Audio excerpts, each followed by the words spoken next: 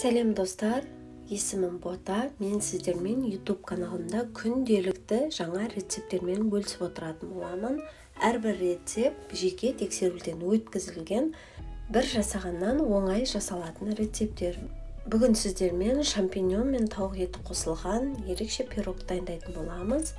Бізге алдымен керегі шампиньон.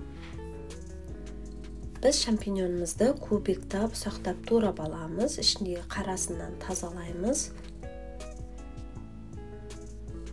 Бізге керегі тауық етін және шампиньонды ұсақтап, кубиктап турап аламыз, және бір бас жуа керек.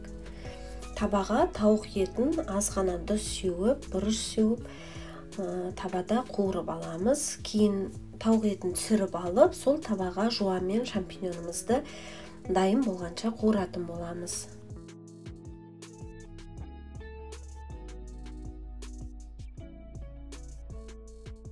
Шампиньонға да аз ғана тұз себетін боламыз. Енді қамырын дайындайтын боламыз. Қамырына бізге қопсытқыш, аз мөлшерде тұз және ұн керек.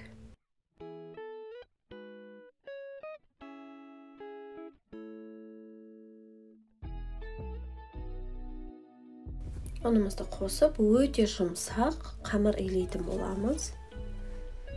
Қамырымыз біздің дайын болды. Өте жұмсақ болады.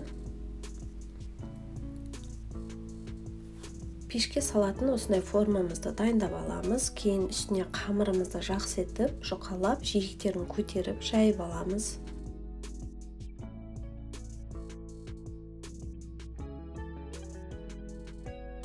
Енді қоспамызды дайындайтын боламыз. Бізге керегі сүт, қаймақ, аз мөлшерде тұз және қара бұрыш.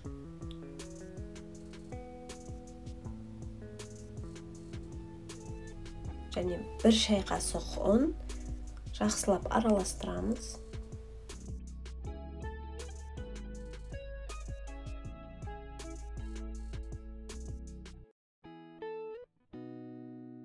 Бір үлкен ыдысқа дайын болған тауығымызды, шампиньонымызды қосып, үстіне жаңағы дайындалған сұйықтығымызды құятын боламыз. Үстіне бір шикі жұмыртқаны қосамыз.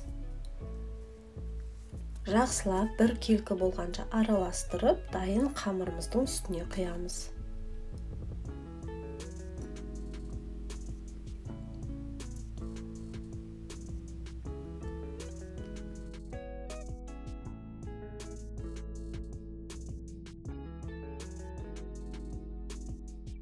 Пешімізді 10-15 минут бұрын алдын ала қыздырып қоямыз 180 градуста. Қамырымыздың үстіне дайын начинкамызды құйып, қызып тұрған пеште 25-35 минут аралығында пісіреміз. Кейін піскеннен кейін 100 грамм сырды үгітіп, пешке 5 минутқа салып аламыз. Қараңыздаршы, осымен біздің пирогымыз дайын. Өте жұмсақ және тойымды, ерекше дәмді. Жасап көруге кеңес беремін. Пирогым сіздерге ұнап жатса, комментарий қалдыра кетіңіз.